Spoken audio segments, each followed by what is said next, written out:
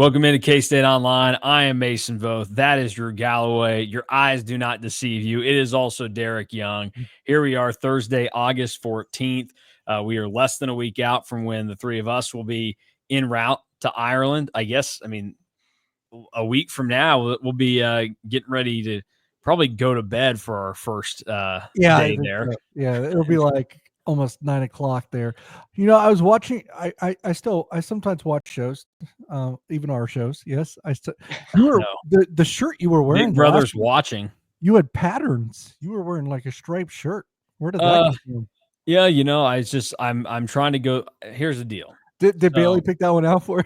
No, I have all these golf shirts in my closet. Okay. And I don't have a job every day now where I have to be moderately presentable. Right. So it's like, okay, every Saturday I'll wear them when I have to go to work to a game. Basketball season, it's like I might do it twice in a week. And so my thought was, well, because then Bailey gets on my case about you never wear this shirt, or I got you that shirt and I haven't seen you wear it in forever. It's like, well, I only have so many days in the year where I can wear it. And you don't like when I wear it to the golf course because you don't like me going to the golf course. So I was like, well, I'll just, start cycling through all of them on the show. That way I look maybe a little bit more presentable, especially since most of the time these days I got spit stains on my shirt from my daughter. So that's what we're doing today. Which one? Well, right now, the one that's spitting up milk, hopefully we're a ways away from the other one learning how to actually spit, because when that happens, I know kids get fascinated by that. I had a principal in elementary school. Shout out to Mr. Roberts, phenomenal principal at Union Valley. He was a little old school though. Yeah. And my mom was a teacher at the school. And this is perfect back to school season. Yeah, exactly. Show this to your kids. Maybe warn them about the dangers of being troublemakers. The story goes that she had a couple kids in her class that they would go up to the fence at recess, and the sidewalk was right there leading up to the front of the school, and they were spitting on the sidewalk repeatedly, like third graders, just spit, spit, spit. And people were walking by and they were spitting at these people. And so our principal brought them in, and their punishment was that they had to, I don't even know if it's true, but this is what my mom, I had heard from my mom, was that he made them fill up a plastic cup with spit. And each day and they didn't go to recess until they finished it. So each day they'd come in for recess to his office, they'd spit in this cup, and then he would cover it up with saran wrap so it didn't evaporate, and they'd come back and they'd spit in it again the next day. I don't know if it's true or not, but it painted a pretty strong picture to me. I was like, oh, don't want to cross him. I also took care of his dogs whenever he'd be on vacation. So shout out to his dog Shotzi, not alive anymore, but I was giving food to Shotzi. So there you go. Actually dead. Yeah. Worst thing I did in school, behaviorally wise, was punch a kid on a school bus. Got in school suspension. He deserved it. I had never been called to the principal's office in my life until my last 2 months of high school. And I got called in twice. One was erroneous, and it was deemed that way by my principal. The second one, hand up. I'm not going to apologize for what I did, but I can understand why it might be viewed by wrong as some. I may have taken some not very veiled shots at the Baylor High School band when there were a group of 8th graders coming through the school to shadow. On brand. You were anti-band even person your entire life. That's where the anti-band stuff is driven from. It's not like I have something against the pride of Wildcat land. It's that I went to high school where, boy, that band thought pretty lofty of themselves. So in spite of that, congratulations, 33 years of service, Dr. Trace. Yeah. Hey, look, congratulations. Great job that you've done with it. You add to the environment. You did. To the members of the band, don't Coach inflate Kleiman, how important you are, though. Let's realize it. Coach Kleiman loves you. Yeah. Hey, and you know what? If Chris Kleiman loves you, That's good enough. Anyways, why are we all three here today? That's the question everybody's asking. Well, it's because you're either going to have something to listen to for a long time or you're going to be bored out of your mind. I don't know if it's going to work like I want it to, but I sold this idea, as everything goes in podcasting and radio, from the great Mike Francesa, as we've all just, we love to laugh at that guy. Over the years, many years, he just likes to sit there and go over, under for win totals, whatever, every time the NFL season starts. And I thought, people like listening to it. There might be some dumb things said. There might be some smart things said. This is not real gambling advice. I want to make that clear. This is just what we think is going to happen. Entertainment purposes only between the three of us.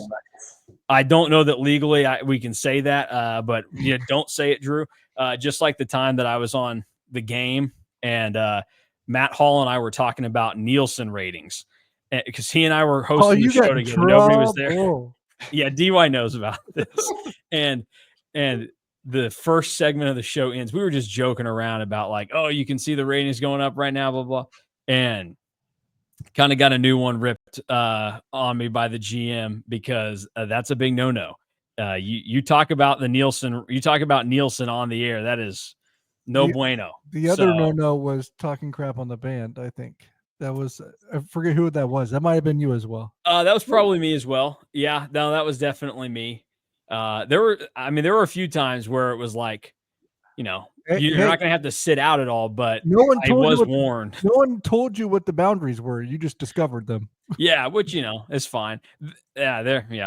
There was another time where I think Mitch maybe forgot to take John and I down when we were recording something after a show, and it was going out over the air, and I probably said some negative things about some of my classmates at K-State. So good news is not many 20-year-olds were listening to talk radio in Manhattan, Kansas on 1350 AM. So, all right, let's get into it. So here's the format of today. There are going to be 16 Big 12 teams, as we know. Then on top of that, we have 16 quarterback-related totals that we are going to have thrown our way. We're going to keep track of all this. This is going to turn into kind of like, it's essentially like a league. It's the over-under league of KSO. So we're going to compete with each other throughout the year. We're going to see who does the best, all of your wins, whatever, total them up. So we've got quarterbacks, and then at the end, we'll go over some national teams just to add even more numbers to this. So at the end of the day, you're going to have 48 results attached to this. The national was set up 5 teams from each of the other Power 4 conferences plus Notre Dame is what we'll get to. Does this add to Drew's weekly over-unders that we keep track of, or is this separate? No, we'll keep it separate, but because I don't want to like make the numbers too big over there for him or anything to worry about. So we'll just like, Drew can't do big math. He said, yeah. Drews are like major championships in golf. This is like the FedEx Cup playoffs right here. You won't know these until the end of the year. All right, let's get into it. We'll start with the Big 12 team totals, where everybody is probably most familiar. There are 3 teams at the top: K-State, Texas Tech, Arizona State, 8.5. Baylor, Utah, Iowa State at 7.5. TCU, Houston, Cincinnati, BYU, and Kansas at 6.5. Arizona, UCF, Colorado, West Virginia, Oklahoma State, 5.5. All of these totals are courtesy of BetMGM Sportsbook. So we can start just going in order. If you need me to throw them back up on the screen, I will, but I think people might also want to see our faces some. So let's just start with Drew here. Put you on the spot. Cats, 8.5 wins. Worse or better? Oh, over for sure. Like the schedule, I think is still pretty difficult, but I think that everything that we have heard from K-State, it is kind of this is Arlington or bust kind of. And I think that 10-2, 11-1 on the table, give me the over, because we're not starting this by saying K-State's not winning more than 8 games. Yeah, people would shut this off, and it's about to be an hour-and-a-half long podcast. Yeah. Obviously, I'm going to say over as well. What I will say is they better go 6-0 in Manhattan. And I know that's not a lot of games in Manhattan, but it's tough to hit that over without going 6-0 because they got some really big challenges away from I was going to say Bramlage Coliseum, away from Bill Snyder Family Stadium. So Same thing. that's where I'll go. And also, let's put it simply: if you go 9-3, that's going to be a disappointment in 2025. Yeah, no, it absolutely is. Like I think that, 10 wins is the minimum that the fans want and need this year. Unless you can figure out 9-3 in Arlington appearance at the same time, which I guess I mean, you not basically have to out of say it. that you just pull like a You lose Tulane in you lose to 22, you lose Arizona to Army, or you go on the road and it's like short Friday week, night. all the travel catches up to you late. Yeah, it's going to be blazing hot. Like Yeah. that's where you do it and you say, okay, it's just like 22. You go 9-3, but 7-2 in the Big 12. But even that, I know Scott Wildcat is big on reminding people that 7-2 will not guarantee you a spot in Arlington anymore because there's going to be so many teams in that spot. I go with the over as well for K-State. I've got lofty expectations for them. I think they should be good enough. We'll see if that ultimately ends up being what pans out. The next team up, the Texas Tech Red Raiders, also in the 8.5 win category. Might be surprising to some. Obviously, we know that the roster has been built up a ton this year, but the question is, DY, do you buy, just like Texas Tech bought all of these players for a lot of money, do you buy that they are actually legit this year in the conference title race? It is interesting because on its surface, I really don't buy Texas Tech. I'll be quite honest. It's like they just seemed like their ceiling is a 7 or 8 win program, and it's going to be hard to break that ceiling. And do you have confidence in Baron Morton, right? He's kind of always injury prone, and even when he's on the field, he seems less than stellar, which is true. But do you want to know a weird stat? Baron Morton, as the starting quarterback at Texas Tech, is 14-4. That feels like a lie that they're spinning down there to you. Yeah, that's wild. I did not think that, but that was in obviously you're doing those as well. Fans data on West Virginia. Baron Morton is 14-4 as starting quarterback. Now he's got to stay healthy, but he's got the best supporting cast he's had, probably. Definitely the best defense he's had, especially on the defensive line. And I think they're going to be the recipient this year of the team that is the schedule vulture, because if you look at a lot of the metrics, they have like the second easiest Big 12 schedule. I hate saying this, but they only have to do one game better than what they've had in the past. I think it's over. Yeah, I completely understand. I mean, you look at their schedule, there's maybe like two teams that you have to look at and say they need to be a little bit better than expectations to adjust it, but it doesn't seem likely. Back and forth on this one for me, but I'll be bold and I will take the over with Texas Tech. I think they sit, 8.5 is the perfect number because I think more than K-State or Arizona State in the 8.5 category, they sit much more on the 9-3, 8-4 fence than the other two schools. It's hilarious. Neither of us like them, and we both went over. But it's that schedule where I can look at it pretty easily and go, they're going to win their first 3 games of the year. They're all at home against teams that shouldn't be great. Yep. They should win at Houston. They should beat Kansas at home, Oklahoma State, BYU, UCF, West Virginia. And that doesn't even include the fact that, they could win at K-State. They could win at Arizona State. They could win at Utah. Like, the schedule's nice for them. I think that the schedule is nice for them, and that's why I'm also thinking that they're going to get the over of the 8.5. What's interesting is that they're also the team that could go 9-3 and not make it to Arlington because their 3 toughest games are all on the road. They got one of those. Yeah. Yeah, they could lose all 3 of those, and I think that nobody would be totally shocked. So I'm going to say over, but again, I don't want them to go over. And spoiler alert too, like for what I'm going to say maybe later on, it's like Arizona State's also like maybe a regression candidate too. So. Oh, well, funny you should mention the Sun Devils. Let's remind everybody they are also in the 8.5 club. Here's what's weird is we'll probably get to the end of this and somebody really smart will look at it and go, well, the math doesn't add up. You had 12 teams with overs and there's no way that's going to happen. If I don't care. I think because of what I've said to begin with this year, I have to give Arizona State the over because I do think it's K-State and Arizona State in Arlington, but they are a massive regression candidate. And I think, if this may surprise some, I think K-State is the team I believe in the most of these top three in terms of, I think it's more likely that they can hit at least 9.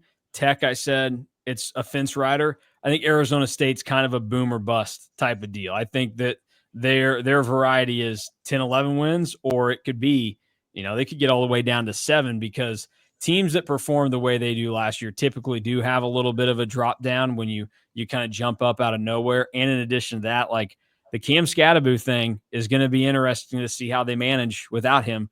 It is a totally drastic move for their offense to not have him because of how much they put on his plate last year. So I go over, but I know where DY is hinting at going here, and I can totally understand why he would. Yeah, it's for me, like you said, and I already alluded to and gave the spoiler, a regression candidate. But I also think sometimes you benefit from playing a soft schedule early because it allows you to boost your confidence and make you think maybe you're better than what you are. And I think a little bit BYU had that last year. I think a little bit Arizona State had that last year. But I know it's weird to say, but Arizona State could conceivably lose all 4 of their first Big 12 games. They played Baylor, TCU, Utah, and Tech. Yeah, I know that obviously Mississippi State isn't killing things right now, but their second game of the year is a road night game in Starkville. So yeah, and and their first 4 games are against Baylor, TCU, Utah, and Tech in the Big 12. By the way, the fifth one is probably one of the best coaches in the conference, and Willie Fritz in Houston, who beat K-State last year. And after that, you still have to go to Iowa State. Yeah. Late in the year road trip to Colorado for a bunch of I don't love the Arizona State schedule the way it maps out for them. Would you call them soft? I would not call them soft. Oh, okay. I don't think Kenny Dillingham will ever have a soft team, but I don't think that schedule is conducive to going over the 8.5, just the way it's built. You have to space some of that out, or maybe backload it the way K-State is kind of backloaded, to be quite honest.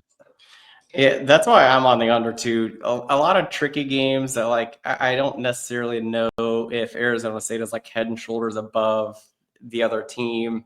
I look at the games at Baylor, at Utah, at Iowa State, and I think those could all be losses. And Mason pointed it out. I was going to say that game in Starkville, Mississippi State was a disaster last year, but you look at that as that's a game that it is pretty losable. Arizona State, they lost to Cincinnati last year. Let's not forget that. Yes. Yeah. Now Jeff Sims did start at quarterback in that game, but so they figure, that's kind of the that can happen over the course of a season. You're going to have to probably do that at various points. I think it's very well they could lose at home to Houston. Houston's going to come up and beat someone they shouldn't every year, probably under Willie Fritz. Last year was K-State. This year it could be Arizona State, especially since you got to run the ball to beat Willie Fritz teams. We know that K-State's lost to Willie Fritz twice now under Chris Klieman. If you can't run the ball, you're screwed. Yeah, Houston. Just how in your head were you about K-State? They blast you in 2023, and you say we got to hire the one guy that can beat Chris Klieman every year. All right, so yeah, it's over for me on Arizona State. Hesitantly, I wanted to be cool and trendy and say under. I couldn't though for my prediction. DY said under, and Drew, you had. There's a chance it's well under. I'll say that. Cool. Drew, what was yours again? I also went under. Okay, all right. Well, just remember last year, you guys also hated on Arizona State, and I tried to prop them up, and you guys told me I was stupid. Yeah. What was the number we were working on? 3.5? It might have, 3.5 might have been generous last year. And I liked them enough. I had them at 13 or 14 in the Big 12 standings last year, and you guys were all on me for that. I was not thinking they'd be that good last season. Anyways, the 3 teams grouped at 7.5. So clearly kind of tiering where they see things throughout the national landscape inside of the Big 12. Baylor, Utah, Iowa State. We start with the Bears. This has been a Sawyer Robertson show for a long time now. DY, I'll start with you because you and I, we were talking Sawyer all season last year. In off season. Yeah. In off season. And I was talking to Bears all off season, and I've started to almost be a Bear. I've started to distance myself a little bit from the Bears. Oh. I think the Dawson Pendergrass injury is pretty significant because the way that they're going to win games, I think they have to really run the crap out of the ball. You can do that with Bryson Washington, but I don't know if you want to run him into the ground. And now you're talking about perhaps having to run him into the ground. And that was the kicker with last year with the run that they went on at the end of the season, though I would argue that what maybe TCU did was actually more impressive, and we'll go into that a little bit later probably. But like Sawyer Robertson benefited from a fantastic run game at the end of the year. Now you don't have Dawson Pendergrass, and I'd lean under here. I know that's weird to say because at one point I was on Baylor, I think number 2 in the power ratings, and they're probably still number 2 in my power ratings if I had to do it. But the difference here is Baylor has 2 tough non-conference games that you have to factor in. They gotta play Auburn at home first week of the season, and they still have to go to SMU after that. They got to play K-State, TCU, Arizona State. I'm looking here, Utah, Houston. The only ones they really dodge here is what? Iowa State. Yeah, well, and so that's for me. I go under on Baylor as well. As I had when we ranked quarterbacks this offseason, I had Sawyer Robertson at 2 right now. But like I think it can be so fluid with a lot of the top quarterbacks in the league, and the schedule that you face is going to be, significant in determining what things look like for you. And just from an analytical standpoint, there's a chance that Baylor's 0-2 after the first 2 weeks of the season. There's a chance that by the time they get through their first 6 games, or first 7 games, I don't think it'll happen, but they could already have the 5 losses that lock them in to, even if they got hot at the end of the year, they're 7-5 and they go under here because you don't miss a lot of bats early. I mean, I think they should beat Auburn if they're about it, but I also, Drew and I have talked about it a lot. We were both really soured by the fact that they just got whipped by LSU in the Texas Bowl last year. Like, Baylor was a team that was there with every reason that they should have played above, and they still came out and whatever LSU team just manhandled them. So I go under, and I think the other thing that scares me too is yes, you have to play the 2 teams I think are playing in Arlington early in conference play. Road at SMU, that they're going to be tricky. And then at TCU, TCU could put up a lot of points on you. These 2 teams played a great game in Waco last year, and Baylor's greatest weakness is going to be their defense this year, because while the offense, if it just kind of levels off and does the same thing, they're pretty good, but they do need the defense to step up so they don't have issues like they did last season, because you're playing better teams than you did last year. Just kind of doing like a vibe of looking at Baylor's schedule. We're going to sound pretty lame. This is going to be the 3rd of the 4 that we all agree. Wow. I'm also on the under. Like Mason said, we've talked about it at length when we've talked about Baylor. The LSU game, I cannot get that game out of my head. And then you have 2 tricky non-cons. Auburn is kind of a disaster right now. I don't know if you guys saw that they're essentially going to have 3 guys call plays throughout the season for them. I call that efficiency. So that doesn't seem great. I call that Kansas State, right, with Andre Coleman, Charlie Dickey, and Colin Klein. Right? But Andre Coleman put new rims on the offense. That had John Kurtz all the way bought in when he said that. He was like, "Oh, this is going to be." It was not, unfortunately. So I think that they probably win one of the tricky non-cons. What makes this tough, this is a great line that has been put out, because I think that they are probably 7-5, 8-4 when it's all said and done. Mm-hmm. Yeah. It also could be a disaster. This team could be a disaster. Yeah, they could also win 3 games. Yeah. All right, moving on. Next team in the 7.5 category, it is the Utah Utes. They had a wildly disappointing season last year, and you want to talk about another Big 12 team that the schedule's not crazy forgiving. Listen to this for Utah. They have to play 2 road non-conference games at UCLA. They'll probably suck, but, whatever. At Wyoming, which Texas Tech found out is not a place you want to go as a Big 12 team. Not great. They play Arizona State. They play Baylor. They play K-State. And that game at Baylor is on the road. They're at Kansas to end the season, which I don't think will be crazy easy for them. And that'll be a Black Friday game at 11. And Texas Tech is their first Big 12 game. So, again, it's another team that misses Iowa State. So, by the way, spoiler, I think we're starting to think that maybe Iowa State might have a forgiving schedule as well. So something to think about. But I think Kyle Whittingham's not going to be down for multiple years in a row. I'm just this is blind over for me. I'll be honest. Yeah, this is a blind over for me as well. Like there's a hot chance that like Devin Dampier also sucks and they are still just relying on their defense. Oh yeah. But here's the thing, Dampier will be at least like a little bit better, even if he's bad, than what they had last year, because you could just run him a ton. Exactly. Work out. Yeah, as long as he doesn't get hurt. But here, let's assume BYU falls off a cliff a little bit, which is on the table, and that maybe late in the year Baylor is not as lethal as what people are deeming them to be. Mm-hmm. Utah does go on a streak here of West Virginia, then Arizona State, but then BYU, which is a holy war, but still BYU, which could fall off a cliff.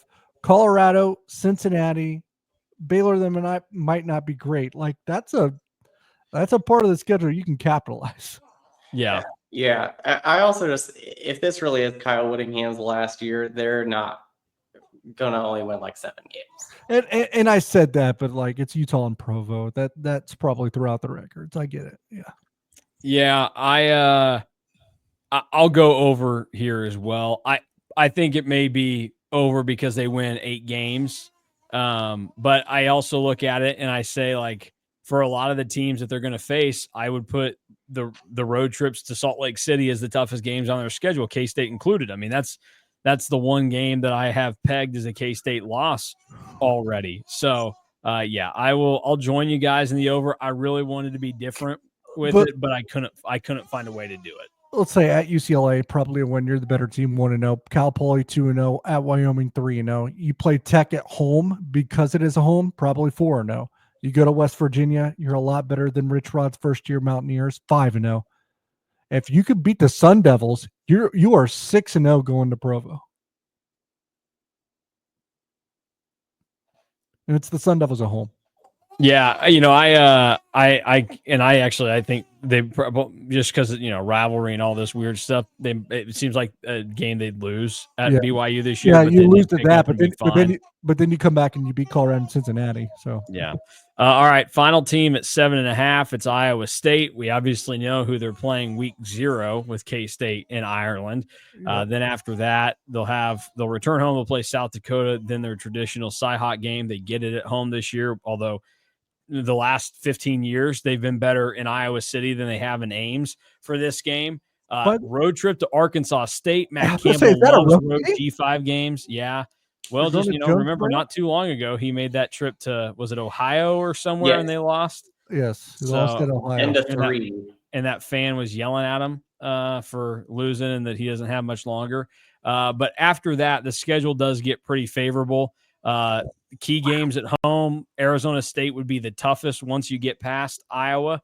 And then you get Kansas at home, at TCU. You could argue would probably be second or third toughest remaining once you get to that stage of the game. So the Iowa State Cyclones, Drew, 7.5 over under.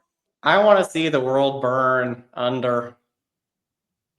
Like that, I don't have like great reasoning other than like they could start 1 and 2. There's some people that are trying to like talk people into saying that like South Dakota could give them a run, but I'm not about that. Yeah, I'm not giving into that. But then like you can lose at TCU, they could lose to KU, and then they could lose to Arizona State, and then boom, 7-5. Man, looking at that schedule, they could. I like the thought there. I'm going to say over just because they miss Baylor, Utah, and Tech. Missing bats. Here's the thing. I think Iowa State, even if you are saying, not great or whatever, I think it's still 8 wins this season. Like, I don't know. It could bottom out. It could get really bad. I don't think that it does though. It's probably going to depend on what they do against Iowa. I'll be honest. I mean, it's probably going to depend on what they do against K-State. right? Yeah. We think like, I mean, if you're a K-State fan, you're hoping that it's 0-2 in the in those two games, because then at that stage, then you are looking at, okay, the under becomes a real possibility. And Cincinnati is this hot team for some reason. You could lose at Cincy, you could lose at Colorado, like all these. There's games out there. There are landmines. Yeah, they're landmines, but like they play the three like Big 12 title. The only three Big 12 title contenders they're facing are Arizona State, K-State, and then TCU. If you want to stretch it out, and he went in alphabetical order there. I thought he was going to leave K-State off of that. No, and they get Arizona State at home and get to play K-State at a neutral. Like they have a forgiving schedule, man. Yeah. All right. So there you go. That's hey, Drew, respect for being a clone hater. Yeah. I'm not going to fault you for it. No, I don't do it either. But if you have them going under with this schedule, that means they really underachieved. Well, hey, maybe they do. When they you did suck, 21. you suck. All right. TCU, Houston, Cincinnati, BYU, and Kansas, all at 6.5. Big swath. TCU's listed first here, but let's start with Houston. And because I was a little surprised to see 6.5 be the number for the Cougars. So, Willie Fritz, obviously he got one big win last year. There's kind of the carrot being dangled. Like, well, actually now that they beat K-State, like they could maybe sneak into bowl eligibility last season. They didn't. They even lost at Arizona, like bad. And it's like, that's embarrassing. I know you're not good, but Arizona sucks.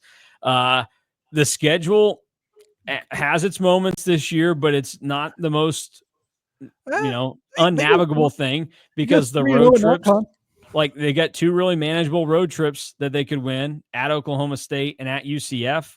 You get West Virginia at home. You're going to win your two easy ones. And then Arizona? they get Arizona at home. But they do have to go to Oregon State, which is a weird, like week 5 game for them. I think you have to find 4 Big 12 wins, because I think they're going 3-0 in non-con. Yeah. So, Arizona, West Virginia, UCF, and then Oklahoma State. Yeah, I can do it. And they could lose one of those, but they also probably win a game that they shouldn't. TCU. Watch out for TCU. Yeah. So they did beat TCU last year. Yeah, over. No, this is a blind over. Willie Fritz over Chief. Over. Yep. Drew? I'm going under again. I just hate. What are you going to lose to Oregon State? A night game, a late night game at Oregon State. That seems like a game that they could lose because Connor Wegman isn't very good. They could be that is the one thing that I forgot to mention here. I do think Connor Wegman is terrible. If they had an even okay quarterback, I think that they probably win 7 games. I don't think they have even an okay quarterback. I think there's a chance they can win 6 Big 12 games. Oh. Okay. 9-win Houston, DY says. Start booking flights to the Pop-Tarts Bowl, Cougars fans. Yeah, I think we can see an 8 or 9, because I think they can beat Colorado, Oklahoma State, Arizona, West Virginia, UCF, TCU. All right, let's get into a fun one here, TCU, because the poor frogs, man. They've been on a lot of the schedules that we've already talked about, which is not a good sign if you're trying to win more than 6.5 games this season. That doesn't even include the fact that they are one of quite a few Big 12 teams this year that are playing 2 Power 4 teams in the non-con. They go to North Carolina on Labor Day to kick off the Bill Belichick era there. I don't think North Carolina is going to be good, but that environment, it would not be unlike Sonny Dykes to crap the bed when this big high-profile guy is coaching his first game ever in college football or at the FBS level, as he did with Deion Sanders. They also face SMU. It's going to be the last Iron Skillet game for a while because TCU's scared to play them. That's the word out of the Metroplex. And then they get through that non-conference, and the reward is a road trip to Arizona State. So where do we see the TCU Horned Frogs going here, Drew? I have over 6.5, mostly because I have Houston at under 6.5. I need the math to work out here a little bit, but I think that they can go over 6.5, but like they could only win 7. Like they can win 7 games with the schedule. I need them to go 2-1 in the non-con, but I'm also actually going to go over just because there's probably going to be a team or two that they do have to play that we think is really good that turns out not to be good. And I think TCU. Well, Drew thinks it's going to be Iowa State. Yeah, and TCU is a perennial 6-win team, but I think they actually have a good squad this year. They just picked the wrong year to have it.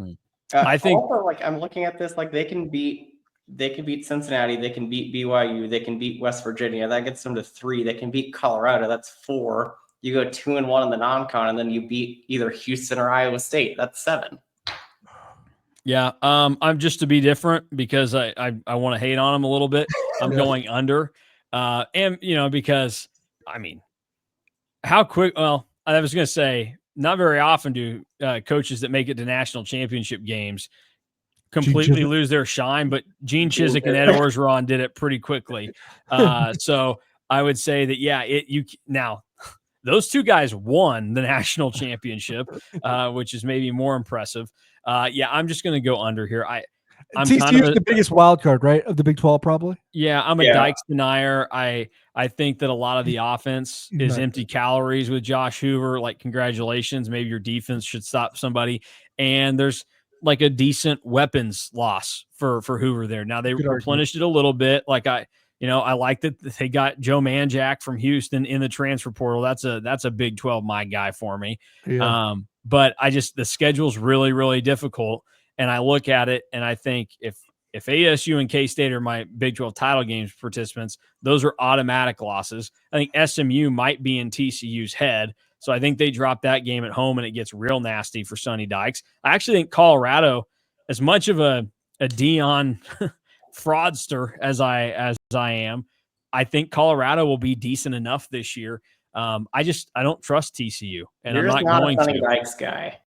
Yeah, it's weird because I don't even have anything against him. His son plays baseball with my cousin's son down in Fort Worth, but hopefully this doesn't get back. No, Sonny, I'm not the Mason Voth that's related to Tyler Voth, so don't worry about that. No relation whatsoever. I will say, every time Colorado pops up on a schedule, we're like, oh, they can beat Colorado. Colorado's going to beat a couple teams. You watch. Oh, yeah. Well, everybody's going to beat somebody unless Colorado's one of those teams, and this kind of goes back to the Kansas State schedule a little bit. Colorado might be a team you don't want to play late. Well, I was at that sucks because I actually think you want to play them late. I don't know. I just wonder if they're one of those teams that this is kind of a rebuilding year for them, that they get that Juju Lewis takes over like game 9 and it's like, we're playing for next year, and they don't care. They're going to throw it all over play. Yeah, I could see it. Another team with 6.5 as the total. Cincinnati. This is some darlings here. Blind under. I've never been so off a coach than I am of Satterfield. I don't care. I punched in the schedule of every team you've gone, but each time I didn't even punch in the Cincinnati schedule. I don't need to see it.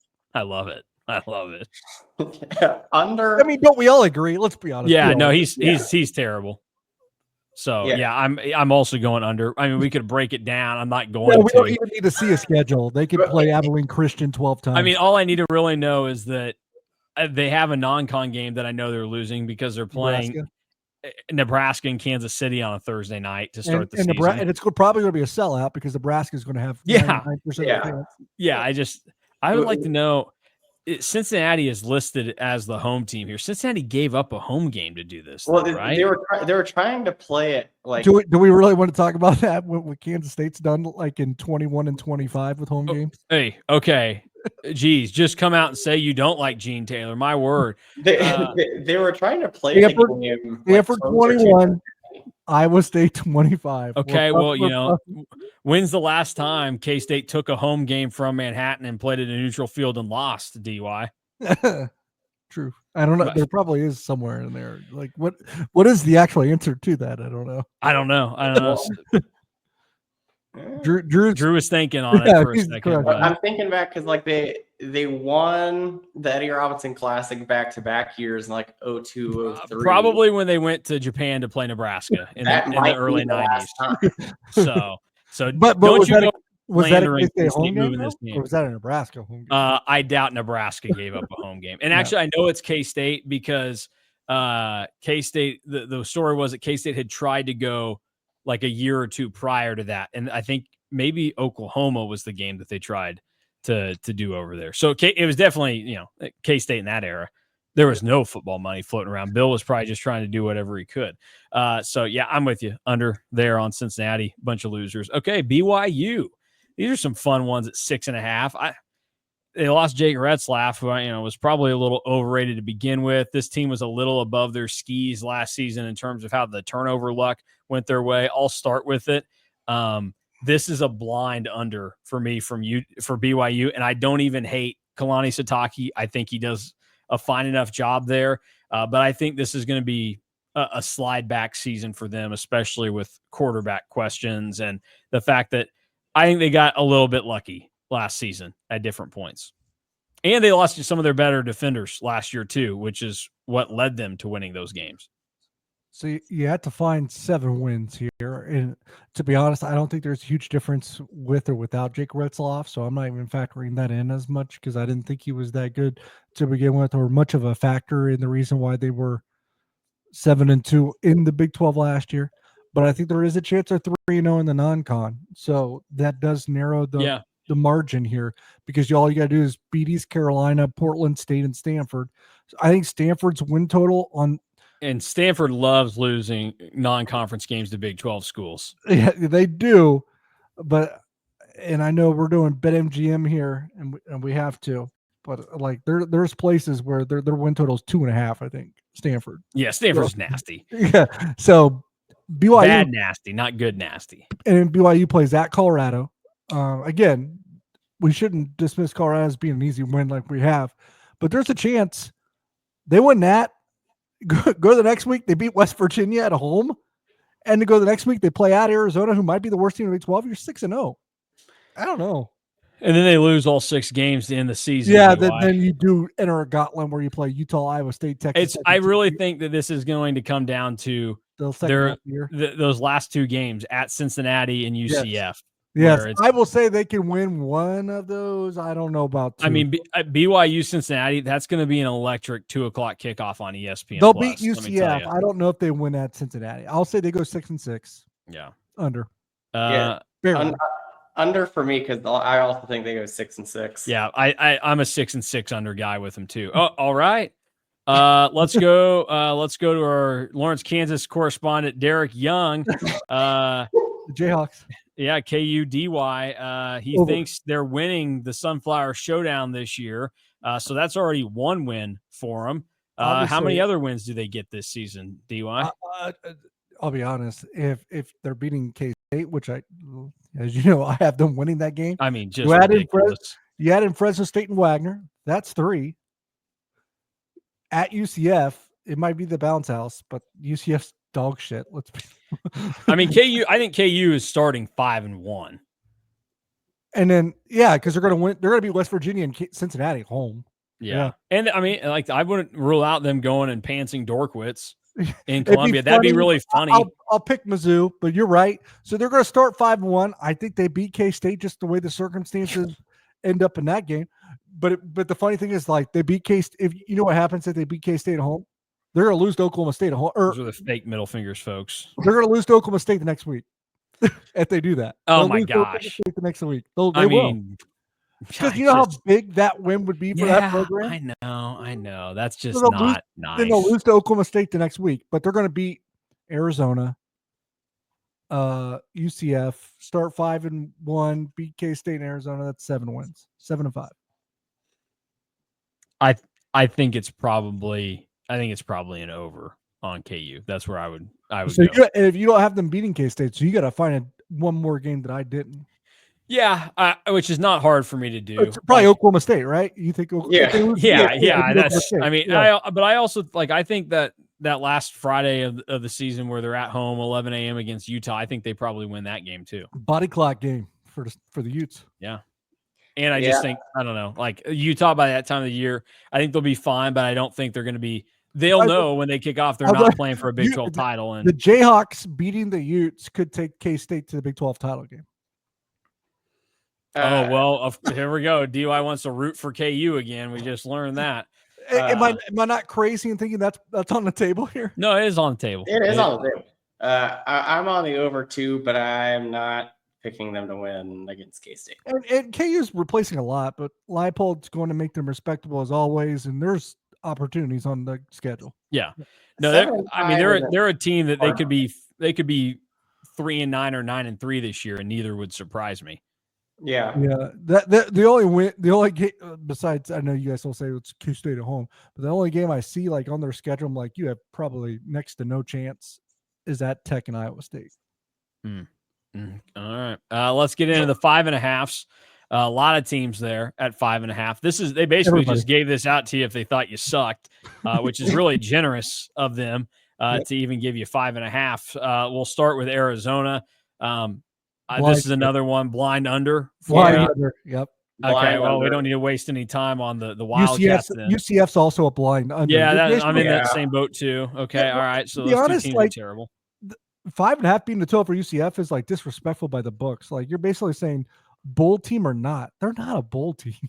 No, there's no way. And yeah, Arizona, I mean, we've got the Scott Satterfield category, and Brent Brennan's the only one in it.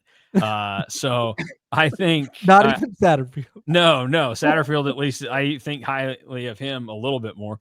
Colorado, I mean, that's for me. I've been talking them up. I think that's an over. I do think I think they're a 6-7 win team. I think that's almost a blind over. I think that's a blind over. The Buffs a little bit. They're just going to have enough talent on their team. Yep. First of all, they're going to beat Georgia Tech at home to start the year. Give me a break, all of you Georgia Tech. There's a lot of Georgia Tech truthers out there this year. Yeah, and they're losers. They'll beat Delaware because they're going to be the worst FBS team this season. At Houston, that might be a tricky dipping your toes in the conference waters to start, but they can win that. And then Wyoming, they'll win. BYU, they can win. Yeah. Deion Sanders owns Amon G. Carter Stadium, so he could win there. Iowa State at home, any of their home game, after being there last year and seeing what that environment was like for a Deion Sanders Colorado home game, and if you get that late kickoff and everything, that's going to be a tougher place to play. They could beat anybody at home, and their defense will be the question, and obviously they have to replace serious firepower. But I just have enough faith that Deion Sanders is always at least going to have legitimate quarterback and receiver talent that could kill you on any given game. So that's why it's the blind over for me. And I actually give it to them on defense because I think they have one of the best defense coordinators in the entire Big 12. So and they were sneaky good on defense last year, and people probably wouldn't realize that. So and that's why they went 7-2. All right, so we're all over on Colorado. Yeah. Yep. Okay, these last two are fun. Maybe not because you can really get anything serious out of them, but because maybe you have a wild hair with either of these teams. West Virginia, 5.5. What's the okay? Oh boy, blind under. I think someone said 92% of their roster is new. That's rough. It is. There's a lot of turnover there. Rich Rod tried investing in the defense. Here's the problem for them: they have the backyard brawl game with Pitt, so that's probably a loss. Even though it's at home, I mean, that'd be a statement there. Then they have a road trip to Lawrence for their first conference game. Utah's their first home conference game. So I think you're 0-2 to start Big 12 play. And then you're looking at BYU road trip, and that's already set for a 9:30 kickoff. So sayonara. I mean, 11:30 or 10:30 kickoff out east, no chance for West Virginia. And then there's still going to be TCU, Houston, Colorado, Arizona State, and Texas Tech on the schedule. I just don't see it. Even if Rich Rod is actually a good hire, I think it's a pretty bad one by West Virginia, though. There's a chance. I actually don't fault them for the hire. It probably. I get why they tried it. But. Yeah, it probably still won't work out. But at the end of the day, I know we probably think UCF and Arizona are a little bit worse, and they probably are. But West Virginia is a possibility for number 16 as well. I mean, and I think it's a real issue when you're trying to decide who your quarterback's going to be. And the guy that's been on the roster for 3 years and Nico Marchiol hasn't just outwardly won the job or something. No, he's actually lost it multiple times. Yeah, true. Because Garrett Green gave him every opportunity to take it and he never did. So, Drew, you in the same boat here? Yeah, I'm in the under on West Virginia. I'm actually going to say, you said that they start 0-2 in the Big 12. I'm going to say that they start 1-4 total because they're losing at Ohio. Yeah. Oh, sheesh. That's possible. Wow. Yeah. I like that. I like it. Ohio picked top 3 in the MAC. Going to play probably the 3rd worst team of the Big 12. That's probably a loss. I mean, Ohio, it's the last team you want to see if you're in a Big 12, I guess. Yeah, true. Well, and also like you're taking a trip to Ohio too. Like you're not doing yourself any favors. Yeah, you're asking for it. Rich Rod needs to call Matt Campbell. What went wrong for you, buddy? We got to figure this out. Yeah. All right. Oklahoma State, last team here. They have a nice and easy non-conference road trip to Eugene, Oregon, week 2 of the season, for a team that was terrible last year. And then they just have to go on and play teams like Baylor, Texas Tech, K-State, and Iowa State. Oh, and, some of the road trips that you would throw in here, they go to Kansas in the Big 12 season. Houston, we think, might be scrappy. Some people like Cincinnati. This show does not. It's not like the cheeriest of schedules for a team that wasn't very good last year, and there's a lot of doubt on my part for what Oklahoma State does. I know that this could be the Gundy Devil Magic. I don't see it, though. I'm going under. Yeah, if you're picking over, you're going with the Gundy Magic. And I probably picked under on like every bottom team, so I'm going to get one of these wrong for sure. Because the only one I think I picked over on was Colorado. And like the other bottom 5, I went under. But like someone's like, but they're not all going to just sit at 4 or 5 wins or 5 or 6 wins. They were all at 5.5. Like, so some of those numbers you could have more under than over. Due to that, basically they asked, is every Big 12 team a bowl team, because no one was below 5.5. So like some of these are going to be well under. Oklahoma State could be one of those, assuming they beat Tulsa and UT Martin. Big 12 would get some clout back if everybody was a bowl team. All 16 going to bowls. I mean, the lowest total is 5.5, so they think everyone's a. Might have to create some new bowl games to make that happen. Aren't they basically saying coin flip for everyone in the Big 12 to go to a bowl at least? Yeah.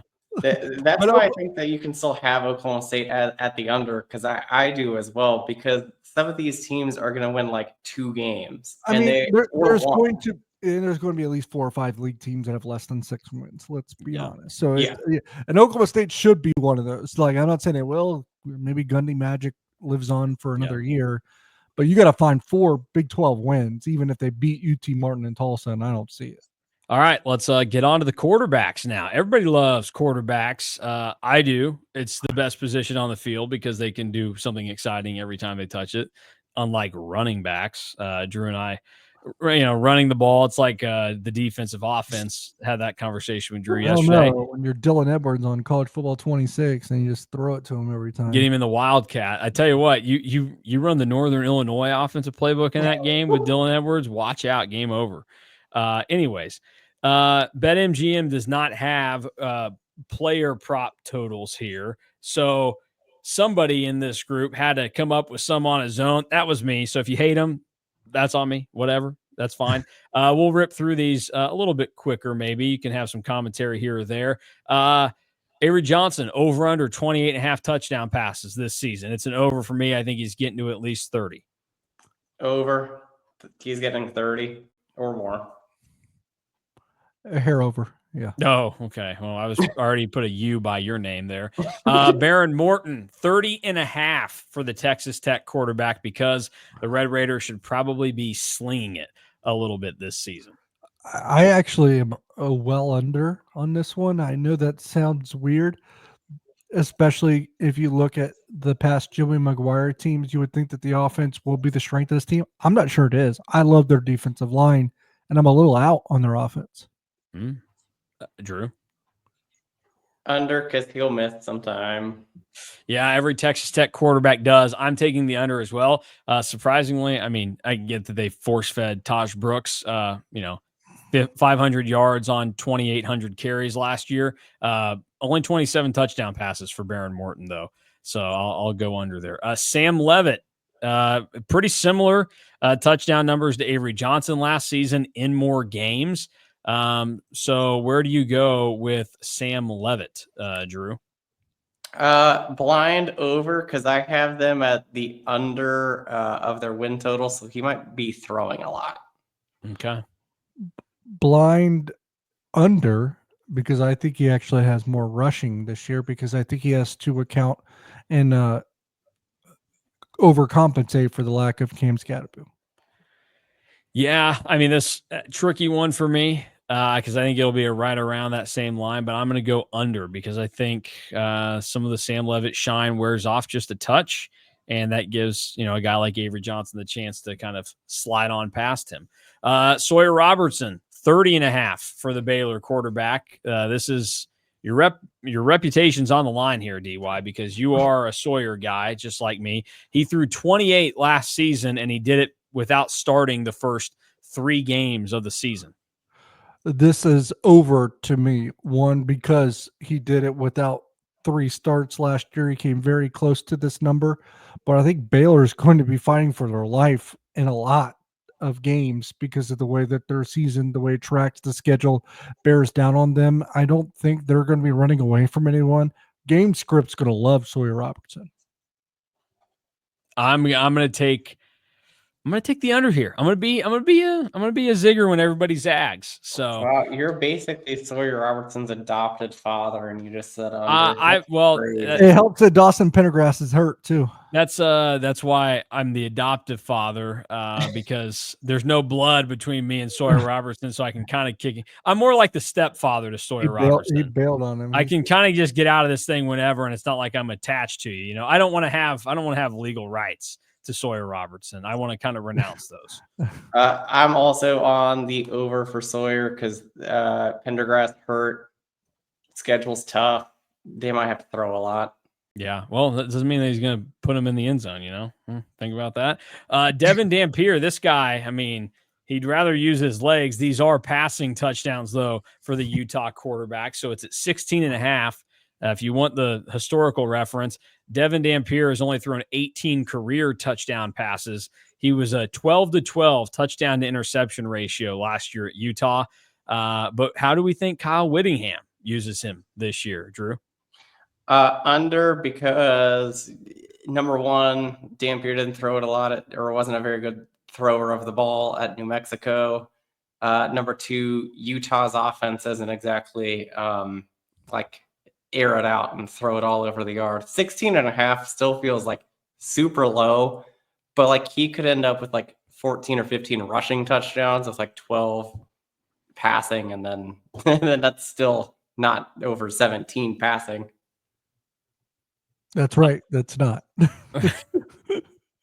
Good math. I'm probably under. Yeah.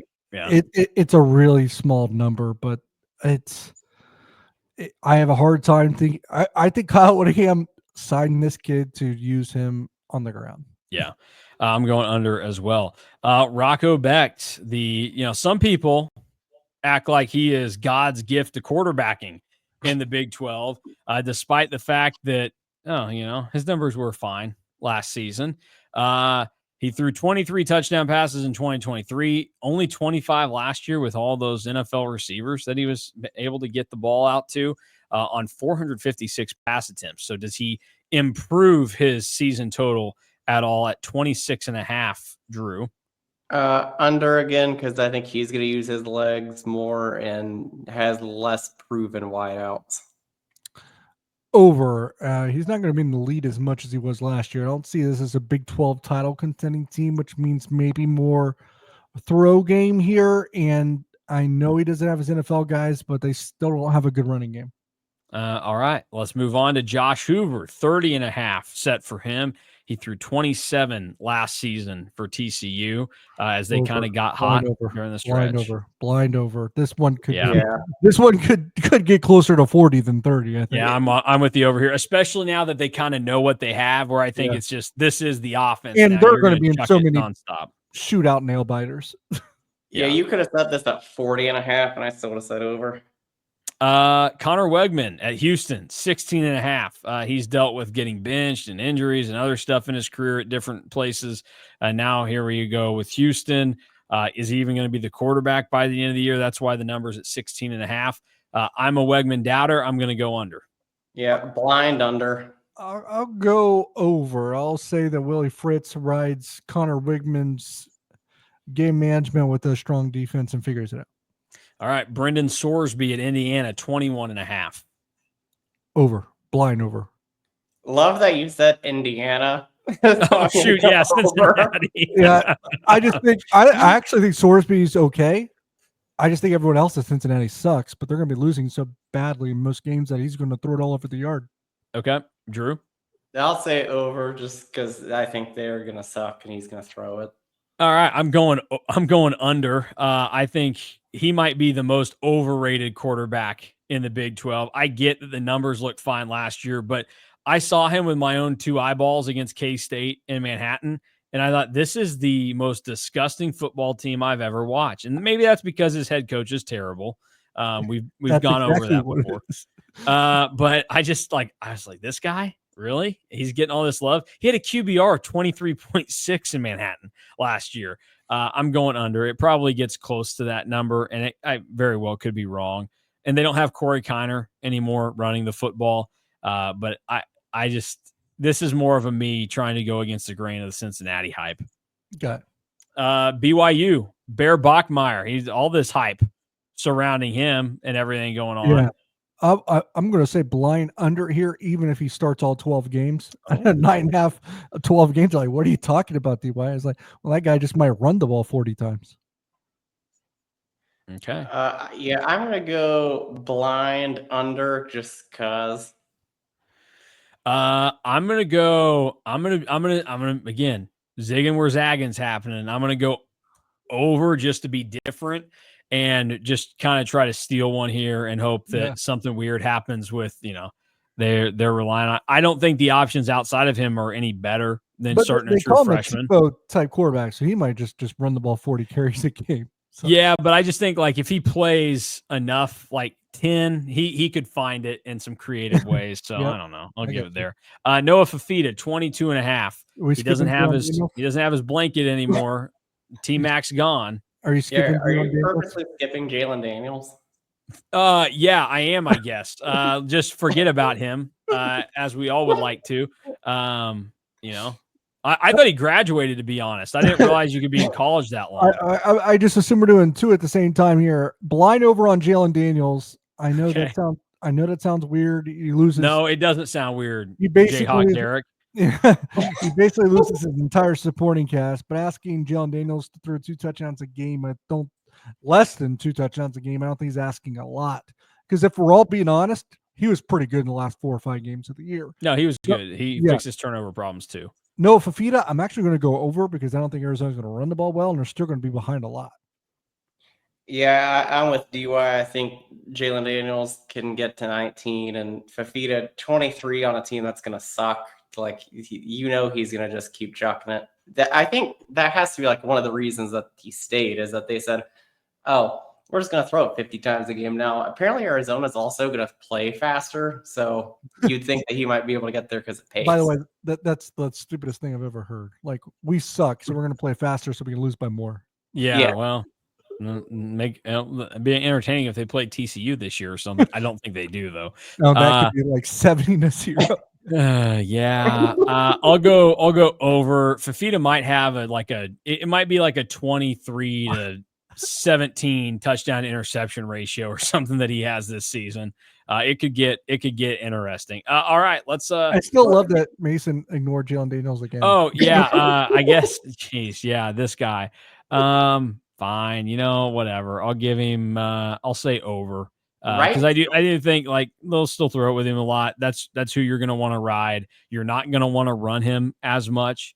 And I'm not fully buying into the running back thing at KU with Highshaw on the transfer. I think Daniel Highshaw's fine, but it's not Devin Neal. So your offense is going to have to be a little bit more pass. And I think they did okay with the transfer ads at receiver. So you're going to put the ball in his hands, whether you go 9-3 or 3-9, he's getting to that number, I think. Okay. Let's move on here then. I almost skipped over Taven Jackson. How dare I at UCF? I just wanted to talk about the fun players and the fun teams, not the bad ones. 16.5 for him. The right side of the board is giving you some issues. I'm going to say under, even though it's only 16.5 on Taven Jackson. Scott Frost might use him the way that Nebraska used Scott Frost. I'm going to go under as well. I mean, I think there's a chance that he's not even starting games halfway through the year. That's fair too. Yep. They're a disaster. I don't think he plays enough to get to that number. Or he's hurt by game 4. Yeah. I was going to go under because I think that he either A, gets hurt, or B, just isn't good enough.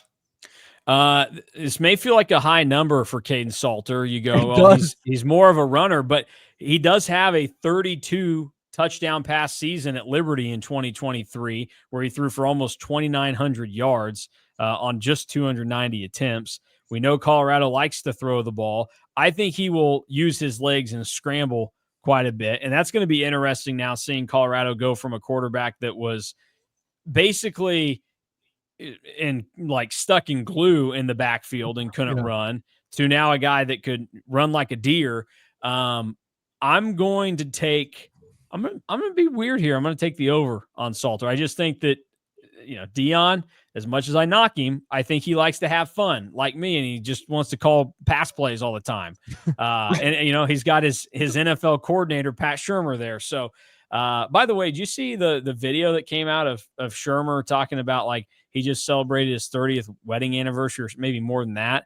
And then Deion pipes up and is like, I just celebrated the anniversary for my second divorce. I was like, that's a great message to be sending to the young men on your team. Really setting a good family example there, Deion, just bragging about all your divorces. Give me the over for Salter.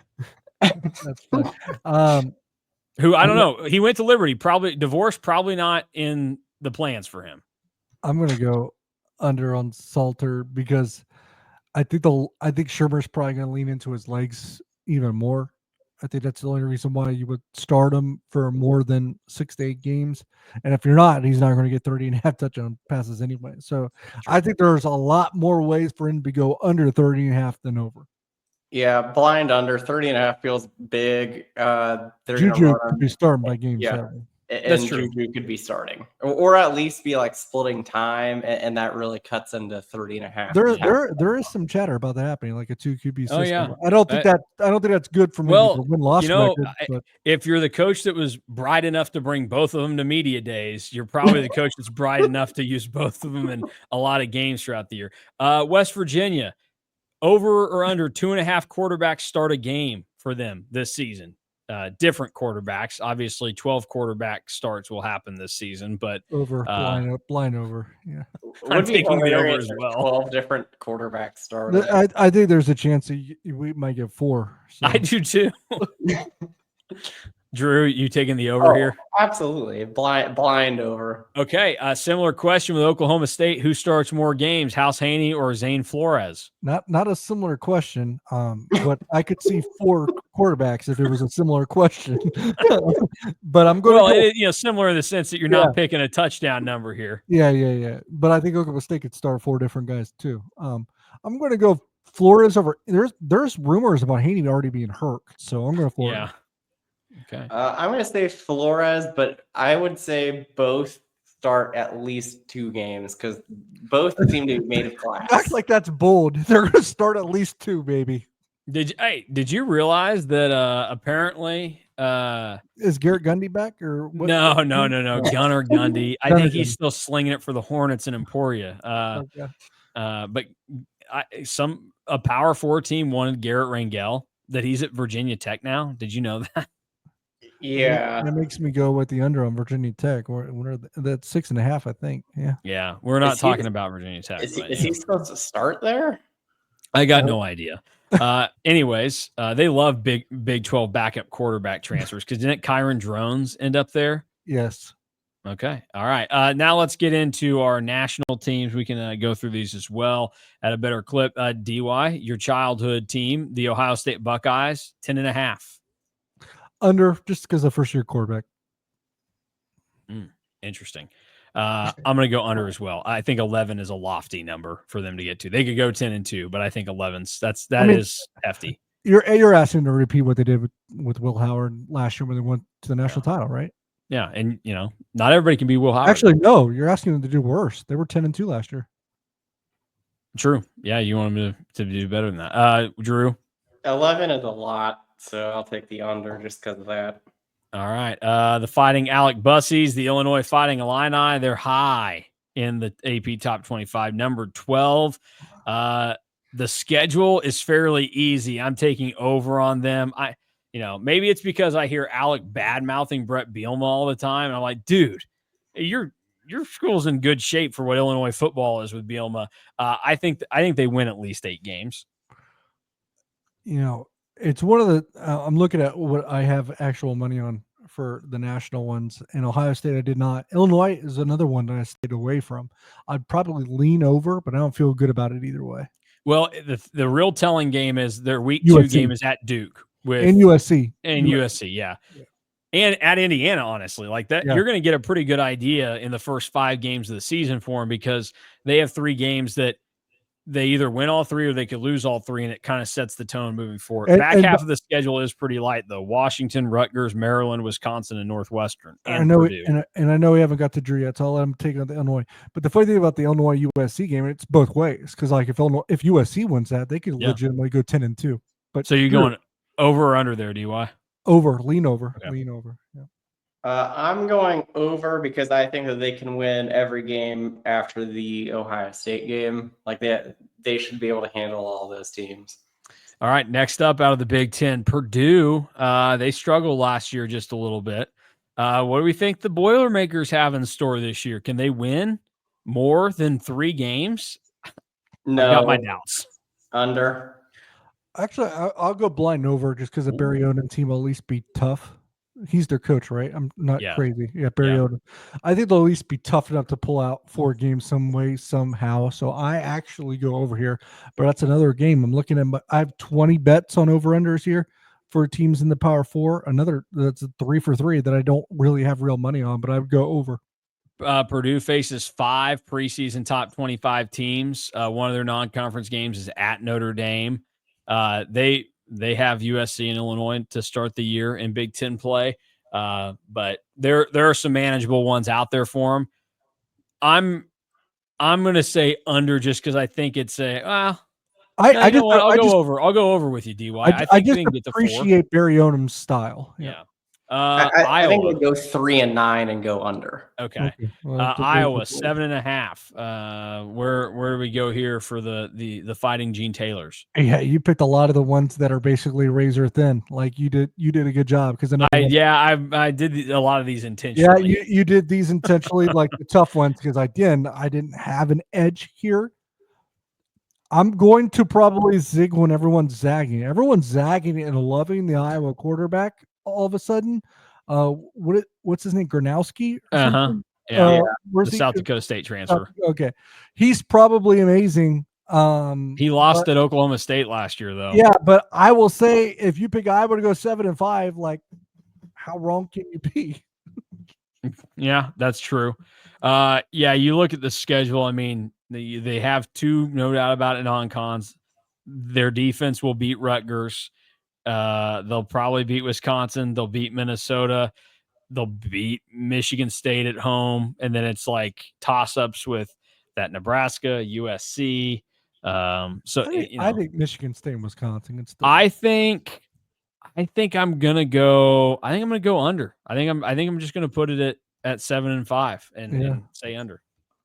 I'm going to go over because I'm going to say that they go 8-4. Gronowski lover. Gronowski. Wow. Penn State, boy, they are some darlings of the ball too this season. Some people think they might even win the national championship. Number 2 team in the country. They've got a more than manageable non-conference where they play Nevada, FIU, and Villanova. Then after that, things don't get that much harder. They only play 3 of the ranked Big Ten teams: Oregon at home, at Ohio State, and Indiana, who's a fraud. This, for me, if they really are this good, I think this is an easy over, which feels dumb to say when the total is 10.5. But I think their only loss this year comes. I think it comes to Ohio State. I think they beat Oregon at home. Yeah, if James Franklin is worth a shit, they're going 11-1. That's over. I think this is an easy over too, because of 2 reasons. One, I think it's the schedule like you've already outlined, and I think there's a chance they beat Ohio State and lose to Oregon. Like, Oh. I think that's possible. And I think also because it's a first year. It's true. Ohio State is soft at home. Yeah. And they have a first year quarterback, Julian Sayin. So, but I think Penn State has one of the best coordinator combinations in college football right now. Yeah. All right. Notre Dame, the independent themselves, 10.5 is the win total for the Fighting Irish. National runner-ups last year to Will Howard. They start the season with a game with Miami and then Texas A&M, then Purdue, at Arkansas, Boise State, NC State, USC, Boston College, Navy, Pitt, Syracuse, Stanford. The back half of the schedule is mighty easy. They basically just have to win one of those first 2 games. I think they do it. Give me Notre Dame for the over. Even though we know Marcus Freeman, regular season, it gets a little dicey for him. I mean, they lost to Northern Illinois last year, so there is no gimmies on the Notre Dame schedule anymore. And so that I would almost say that, like, to go over here, you almost have to go 2-0 in those first 2 games. And I don't trust them. I say I don't trust them to do that. I don't trust a lot of people to go beat Miami on the road and A&M at home on your first 2 games of the year. So I will say under. I'm going to say under because their schedule is very odd with a bye week 2, because they play it that I believe it's the Sunday night game to start the year. Weird schedule. Weird schedule. Don't have like a game that I'm like, ooh, they're for sure better than this. Like that of all the teams that are the toss-up games. There's no one that I'm like, they actually aren't that great.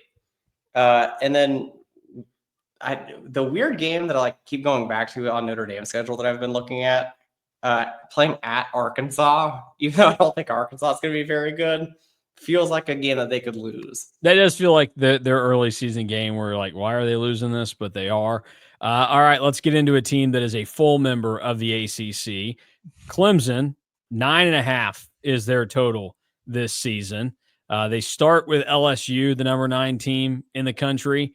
But that is only one of 3 ranked teams they face this year. They get SMU at home, and then they play their end of the season game at South Carolina this year after losing at home to them last year. So where do you go on the Clemson Tigers? Obviously, they play Florida State too, who has a chance to, you would think, not be at least as pathetic. Really good or really bad. Yeah, not as pathetic as last year, you would assume. You got to play Syracuse, who took a remarkable step forward last year. Here's the thing with Clemson is their projected draft capital for the next draft is out of this world. And if you look at the last 10 drafts, every team that had 10 plus guys picked was super freaking good and had super freaking good records. So this is a blind over for me. Yeah, this is the blind over for me as well. I think that if Cade Klubnik is really worth all the hype, that they'll find a way to win 10 or 11 games this year. Well, and the thing on that is I'm over here as well. I didn't think he was until I was pretty impressed at how they played in that playoff game in Austin last year. I think that's a good springboard moving forward. It's not the hardest of schedules. I'm not a big Brian Kelly believer, really ever. Also, LSU week 1, man. Don't pick them. Yeah, have they lost 3 straight week 1 games, I think? Yeah. Well, and Brian Kelly, even going back to Notre Dame, guy just likes losing his early big non-con games. Yeah. I mean, I guess they weren't non-con for him. Every game was a non-con, but they were for the other teams. I think I will go over here, and I think it'll be comfortable. Even if it's 10-2, it'll be a comfortable 10-2 because they're probably 10-1 going into that South Carolina game because I think that's the second highest chance they have to lose a game, maybe number 1. Miami also 9.5 out of the ACC this year. What do we think of the Canes, Drew? I'm going to go under. They start with Notre Dame, like we've highlighted. They play Florida. They play at Florida State, which even if Florida State's not very good this year, that's going to be a tough environment. And they play at SMU. And to be honest, I don't think Carson Beck is that good. Yeah, well, I'm with you. I'm not a Carson Beck guy. That's an under, mainly because he's what hand does he use to throw the football, Drew? His right hand. And what arm does he have all of his tattoos on? His left. No, His right. He Oh, doesn't. his He's right. not. Remember, he's not a real shooter. So Oh, yes, yeah, out yeah. on Carson Beck. That's an under for me. It's an under for me as well. There's two things that I love their line of scrimmage. They might have the best offensive line and best defensive line in the ACC. Well, Clemson's there on the defensive line as well. Yeah.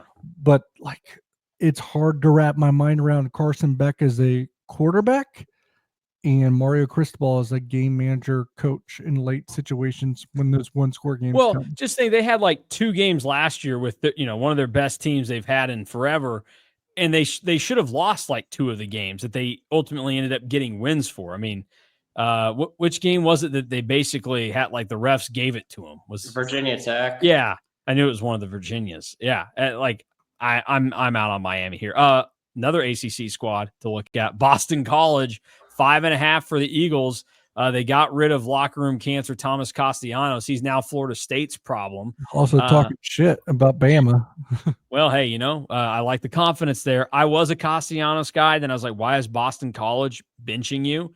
I think 5.5. It's an interesting number for a team that had a little bit of fight last year. Where do you go on the Eagles, DY? I'm going to go under just because I think there's a world where they could go 1-2 in non-con. Because, I'll give them the Fordham win, but they could lose to Michigan State and UConn. Oh, you're big. You're on the UConn wagon again, JMJ. I mean, I think Jim Moore is a solid enough coach where that's not a gimme, at least. Yeah. I'm on the under as well, just because there aren't many for sure W's for Boston College. Yeah, and when they do play a lot of the good ACC teams. And when you see that usually means under. Yeah, they play a lot of the good ACC teams. They also play some of the ACC teams that you're like could be really good, but could also be really bad. Like they play Cal, for example. Yeah, Cal could be 3-9, or they could hit big with their freshman quarterback. So and outside of Stanford, they don't play the dog shit ACC teams. Yeah, so I'm gonna go under here as well. Although I'm kind of a Bill O'Brien guy. Not like I'm like, oh, I really like Bill O'Brien, but like I really respect him. I just think 5.5 is too high. Like it's a big number for him. It was like when they did the ACC or when they did the Big 12, they just did the last 5 teams 5.5. Yeah, called it flat. Like Boston College shouldn't have been 5.5. Speak of the devil, Thomas Castellanos, Florida State. What a schedule they've got on their plate this year. Number 8, Alabama. Number 10, Miami. Number 4, Clemson. Number 15, Florida, all featured. But outside of that, their toughest game, you might argue, is at NC State late in the year. Where do you go with the Seminoles? It's a funny thing. I'm still going under because I think that what happened 2 years ago kind of fractured that program and that they still have not recovered. And I don't think Thomas Castellanos is the right quarterback in the right system here. If you've had quarterback problems the last few years, injury obviously tanks you with Jordan Travis. And then, misguided to go with DJU last year. I think a lot of people could have seen that coming. Then I think doubly misguided to go to a guy that Boston College benched last year. It's like Mike Norvell only thought, hey, well, this guy beat us last season, so he's got to be really good. I'm going to go under here as well. I'm going to say over, but they might win 8 games. Yeah. Let's move on to another ACC squad. Louisville, 8.5, same win total as the top teams in the Big 12 this season. DY, do you like the Cardinals after losing 25-year quarterback Tyler Schuff? Yeah, to be quite honest, I'll go over here because I think the floor for Jeff Brom football teams will always be about 8-4. So if you take them to go a little bit better than that, you're not really gambling too much, right? I'm gambling on them to be 1 win better than that because I feel like the floor for Jeff Brom is 8-4. I'm over as well on them. I like looking at the schedule. I don't think Clemson's really the only game that I go probably not winning that one, but it's at home, so anything could happen. But all the others are winnable. I mean, your 2 toughest games on the road are Miami and SMU, but those 2 teams could just be 7-win teams this season. So just don't get tripped up by James Madison at home. Yeah. If they don't get tripped up by a James Madison or playing at Pitt this is an easy over. Yeah. Or I guess and don't let Thomas Castellanos come in your house. Right? True. Hey, well, no, they don't play Florida State this Oh year. no, I was thinking Boston College. Sorry, Oh. that's Well, his ghost's still lurking around out there. yeah. And I guess, if you think that maybe Stoops saves his job at Kentucky by the end of the year, but I doubt it. But we're going to talk about Kentucky. We're going to get there. We're going to get there, but I will say it's probably too expensive to fire him. Yeah. All right. To the SEC we go. Funny to say that. We're going to start with two teams that were in the Big 12. Texas, 9.5 is their total. First official year for Arch Manning. Does it take him a long time to get acclimated, or does he come out firing and the Horns win at least 10 games in the regular season? Yeah, I'm just going to go over here because I think they beat Ohio State. Yeah. Ooh. I'm going to go under because I think that there's a world where they go 9-3. It's going to come down to the Texas-Ohio State game, right? Like that's probably. And I just you're basically saying if you think Texas loses that game, you're saying that from the jump, Julian Sayin is ready to rock, and that he can handle. See, the funny thing is, Julian Sayin hasn't even been named the starting quarterback, and what I am hearing is that Keenholz, right? And what I'm hearing, it's a legitimate starting quarterback because he hasn't been good enough to take it yet. And if you are in August 14th, 16 days before that game, and you still haven't ran away with the job, I don't think you're beating Texas. Yeah. Yeah, I agree. I'm going with the over on Texas. All right, Oklahoma, 7.5. Got to try and keep this thing on the rails. Brent Venables. Where do we go with the Sooners, who are one of those teams in the SEC where a lot has been made about they could be good, but they have such a tough schedule? Well, that's just kind of the benchmark for what you've set for yourself. They have a stretch where they face 5 straight preseason top 25 teams. They also face Michigan in week 2 of the season at home. So, Drew, where do you like the Sooners? Hilariously, I think that they're better than last year, but under 7.5 wins. Hilariously, we're talking about hilarious things, right? I think they're a start 5-0. Oh, and then go 5-7 to finish. Oh, it's on the table, right? Wouldn't you agree? It's on the table. It would be if that game was at Missouri. I would say. I think they can beat Missouri at home. Yeah, I think they beat Missouri, and I think maybe they beat Ole Miss, and it comes down to whether or not they can win at Tennessee. Yeah, I'm going to go under still. I'm going under as well. I think looking at it, I don't fully trust Venables. I'm not going to blindly buy the Mateer hype or, is the Jay Knott stuff going to translate to the SEC immediately? I think it will be a talented team. But yeah, the schedule is going to be a little tricky. And basically, wins for sure, Illinois State and Temple, Auburn, Kent State. So you get yourself to that point. Michigan. I think Michigan's a likely win. They could lose it, but I think it's a win. You're playing a true freshman quarterback of Bryce Underwood. Missouri, and then I think I can get you to 7, but I don't think you're beating Texas this year, even though the weird year is, you might be able to play over your skis and steal a game though if you're 5-0. Yeah. I don't know. It'll be fascinating to follow because they do have a couple of the SEC teams that I think Tennessee could finish the year unranked. LSU, we know, kind of overrated. South Carolina is going to have a tricky schedule. Yeah, although I will say South Carolina is one of my dark horses. I think there's a world where Lenora Sellers is like a Heisman Trophy goes and win 10 games in South Carolina.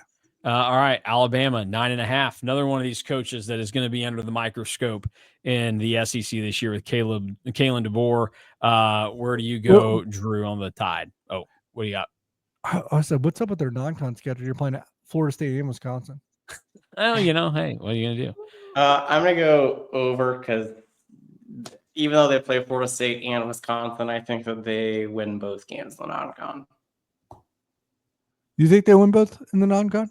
I do. I'm with Drew on that one. So then they're 3-0 and they go to Georgia? Yeah, I actually think this feels like the right kind of setting for DeBoer, who kind of got maybe a little bit of unnecessary hate last year because of, he took over an Alabama team that I think some flaws with Milroe as your quarterback and kind of having to go from Saban to DeBoer. I actually think Bama's going to be pretty good this year with how it works out, because I look at the ranked teams they play, and I'm not scared. I think they beat Georgia in their fourth game of the year.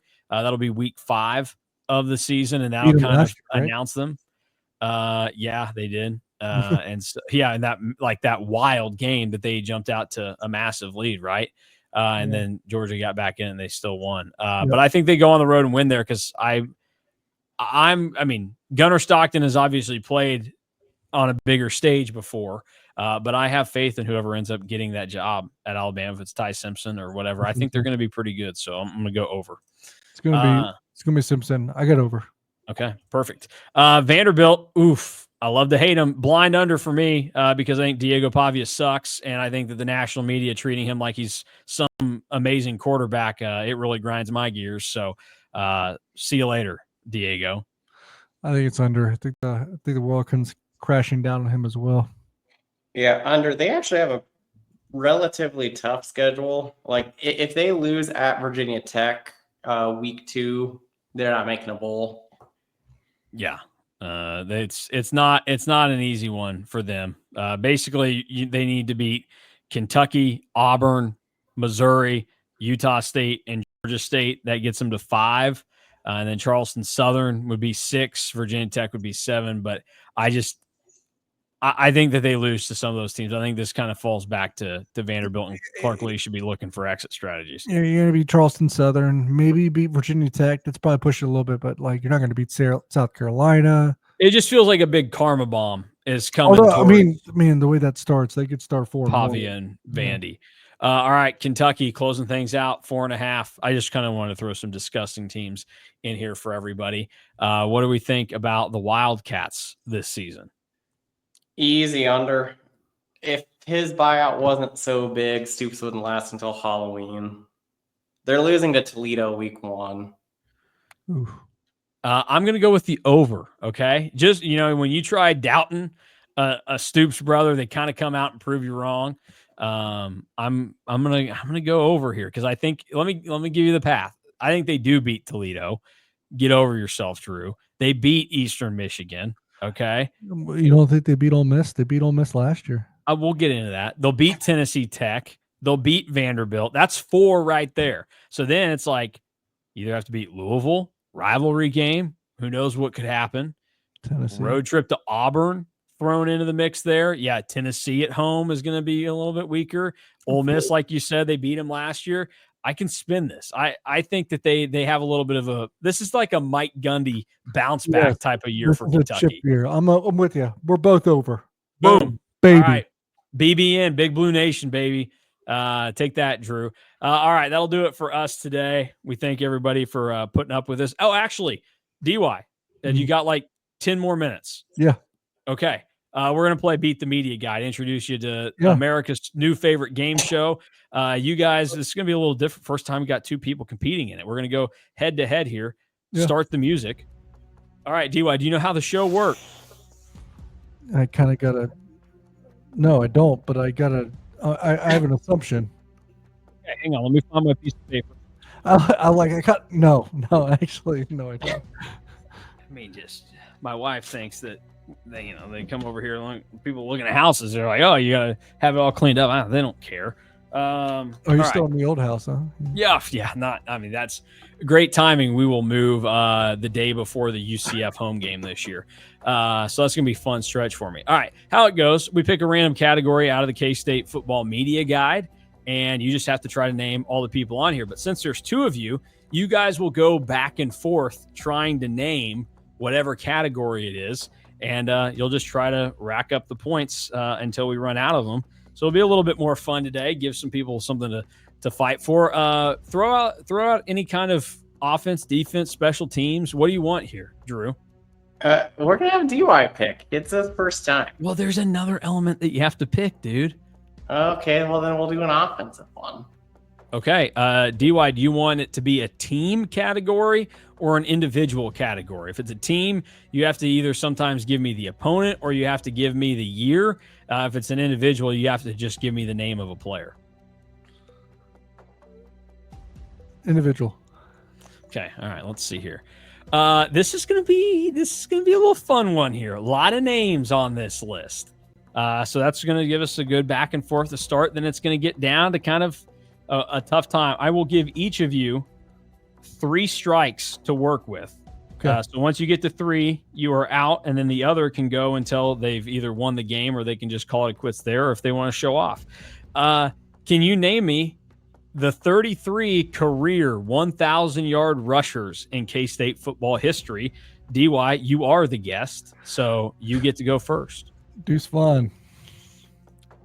Good guess. Deuce Vaughn is on the list. Yes. Number 2 all time. Darren Sproles. Also a good guess. Number 1 all time by about 1,300 yards. DJ Giddens. Fantastic guess. He's number 3 all time. Our guy, Daniel Thomas. Oh, that was an okay guess. He's only number 5 all time. Number 5. Oh, I don't even know. I'm not good at this.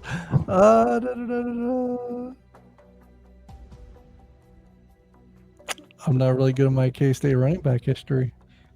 Well, it may not be a running back. It's just career 1,000-yard Colin rushers. Okay, that's a good one. Yes, Colin Klein is on I thought here. it was straight running backs. Nope, it's all quarterback, running back. When I realized there was confusion there, you might have thought it was just running backs. I wasn't gonna hold out on you. Yes. Okay. L. Yeah, L. Roberson, 6th all time. Colin Klein is 9th all time. 9th all time. Yeah, 2,400 yards, 2,485.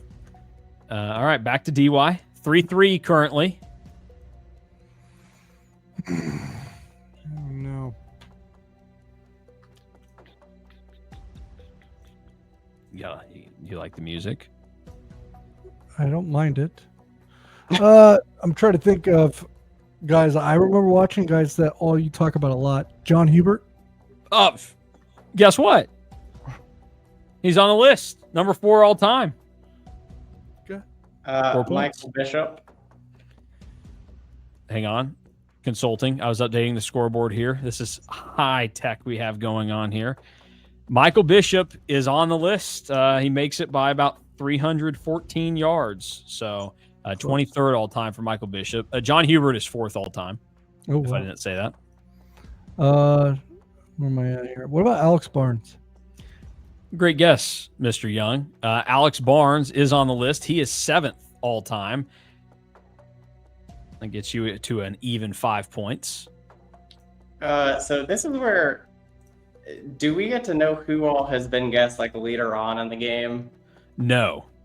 Okay, so it is like true like Stump the Schwab type. Yes. Why would I help you? You know? Well, I mean, I just had to ask. Let's see here. Where do I want to go next? We're gonna go with Eric Hickson. Eric Hickson. Scanning. He's 8th all time. Good job, Drew. Tied at 5. What about Josh Scobie? Okay. Let me consult here. This is where you no, he's fine. He's 13th all time. Josh Scobie. 6 points for DY.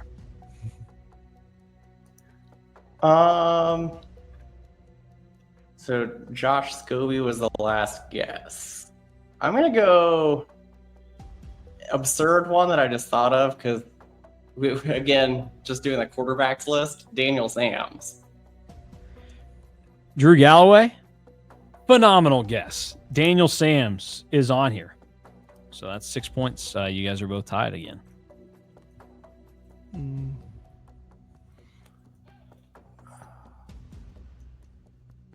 Still some dudes on this list that DY would have seen play. I will say that. So he's not exhausted it yet. Getting close, but not yet. Hey, this is not about to be. This is single season 1,000, right? No. This is career. It's career. Oh, then Skylar Thompson. Okay, good guess. He's on the list. Skylar Thompson is 29th all time, just barely 87 yards over 1,000. I'm gonna go just stick with the quarterback theme and go Jesse Ertz.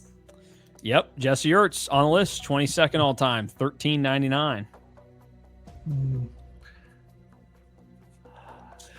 I didn't watch him play, but I watched his son play, Eric Gallen. Another great guess. Yes, Wow. Eric Gallen is on here, 14th all time. That was a phenomenal guess. I'm going to go with this one, Justin Silman. Oh, What a move. And that was clutch because I think that's the last player on the list that DY has seen play since he started covering K-State. He is 28th all time. I wouldn't have picked him, but I do remember this guy playing, and I don't know if he got this many yards, but I'm going to pick him anyway because he got a lot of touchdowns. If you got a lot of touchdowns, you probably have a lot of yards. Jonathan Beasley. Let's make sure that he is on here. I don't know that he did get to it. I don't see it on the list. Again, I'm just going off of my eyesight, but no, Jonathan Beasley not on here. You're right. There was a lot of rushing touchdowns. That's first X for DY. I need to update the scores on the screen for you because it's currently 8-8, but that might change with Drew's next guess. Guy that ends up being a lot higher in more of these trivias that we've done, Charles Jones. Yep, Chuck Jones is on the list. There you go. All right, back to DY. Only one strike. Still plenty of guesses out there for you to add on. I'm running out. I'll take a stab at probably the first K-State player I can remember, and I don't know if he even was major enough to get 1,000. Mike Lawrence.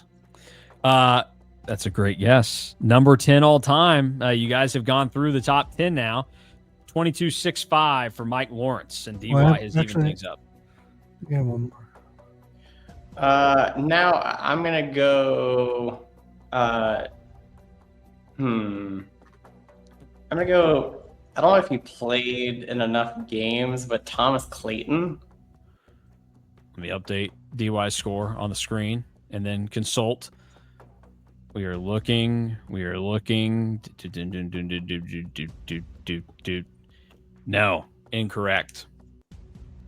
Okay, back to DY. It's a 9-9 ball game, each with a strike. JJ Smith. That is correct. JJ Smith is on the list. DY is to 10. If you are wanting to know exactly where JJ Smith is, he's 11th all time. 22-10. I think Will Howard got there, Drew. Come on, go for it. Next up, again, a guy that we've talked about in passing a lot, it feels like, or at least this era of K-State, but James Johnson. James Johnson is on the list. 19th all time in 2 seasons, 1,500 yards. So we are tied at 10. No idea who that is. James Johnson, he was a Prince running back for 2 years. Yeah. So that's why you would not know who he is. But he played well in the game against Texas in 2006. Yeah, I'm out. I think I'm out of guesses. I mean, we got 20 of the 33. Yep, you've got 20 of the 33 right now. It's a good starting place. Yeah, and we're getting down to some names on here that it's like, oof. Mac Heron. You know what?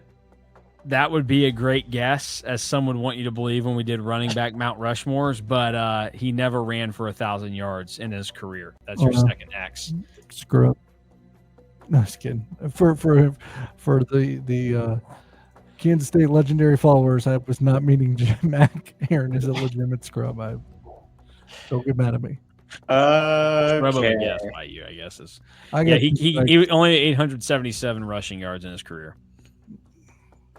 So, But as a running back, over 1,200 receiving yards in 2 seasons. he's on a lot of the all-purpose and Yeah. scrimmage yards. I'm also kind of running out of guesses because I feel like there's some nasty ones that are super. And I think the nasty ones are probably not there. Like Alex Delton's probably not there. Will Howard's probably not there. I'm gonna rip the Band-Aid off and say Will and see what happens. Will Howard is not on the list. Believe it or not, you trip over the white line, you leave a couple of yards out there to add on. Just how far from that number is Will? Let's go and take a look-see. Rushing yards for Will Howard at K-State. He got to 921.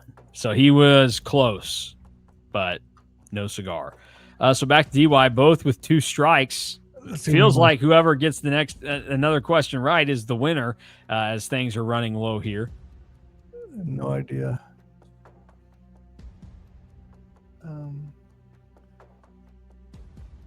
I'm not even sure. I don't think there's a Snyder or beyond player left on this list. There's not, because I was going to say, I was thinking about Avery, because he's probably not that far from it, to be quite honest. But I'm not going to pick him, because you would have said if there was still one left, and obviously there's not. I said I don't think. Maybe I'm blind. I couldn't even venture a guess if there's not one of those, to be quite honest. Give me a strike. I don't even know. I have no names. All right, DY is tapping out. Drew, got a guess for me. The only player that I thought of was a Snyder and beyond player. So I am probably out as well. Wow. What a ball game. A tie. Leon Patton was the other one that I thought of, but not on the list. You said Snyder and beyond, not there. Some names you may not. What about have never heard? Oh, okay. Larry Brown. Let's see here. I don't know that Larry Brown did in his K-State career. No, only 684. That's another one where his success came in the NFL post K-State. Names that were out there that you probably weren't going to get. This was a Snyder player, Pat Jackson in 89 and 90. He had 1,001 yards in his career. Todd Moody in the mid-'80s is on the list. Ralph Pfeiffer from the mid-'50s. Marlon Charles from the mid to late 90s is on here with over 1,100 yards. So there was another, but I don't think you guys would have gotten that. Corky Taylor from the early 50s.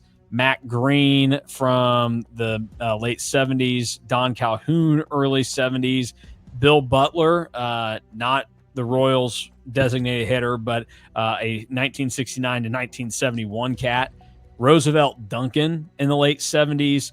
Tony Jordan in the 80s. LJ Brown in 78 to 80. Cornelius Davis, 66 to 68, and Isaac Jackson, 71 to 73. Those are the names that you left out there. We don't end in ties in this game. I just want you to know that. So we've got a tiebreaker question that I am going to find right now. By the way, I just looked, and Leon Patton had 999 yards. How awesome is that? I love that. Who is this coach? Get him another yard. Come on. That was Ron Prince. Yeah. So famously, a guy that was not going to do anything for his players. Okay. Let's see. Which one do I want here to be to the little tie-breaking question?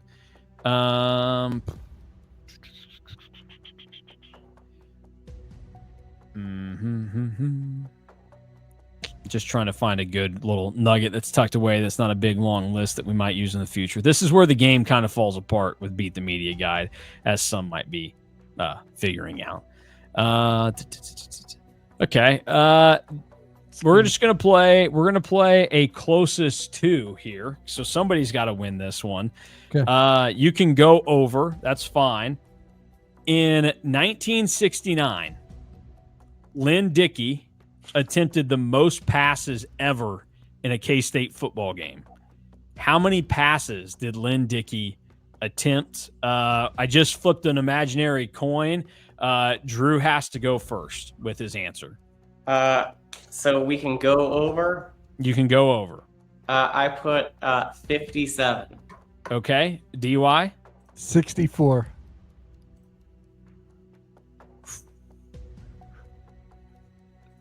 It's really close. It's right between. Is there right Somebody is 4 off. Somebody 3 off. is 3 off. So it's 60 or 61. In 1969, at Colorado, Lynn Dickey completed 28 passes. That's a bad percentage. He attempted 61. That means DY is our winner today with his guess of 64. He was 3 off of what Lynn Dickey did. Wow. I remember that game. Congrats. What a debut, DY. And thanks for everybody joining the KSO Over-Under Marathon for the first time. We'll do it again next year, maybe. Who knows? For Drew Galloway, Derek Young, I'm Mason Bowe. Thanks for watching and listening to the KSO Show.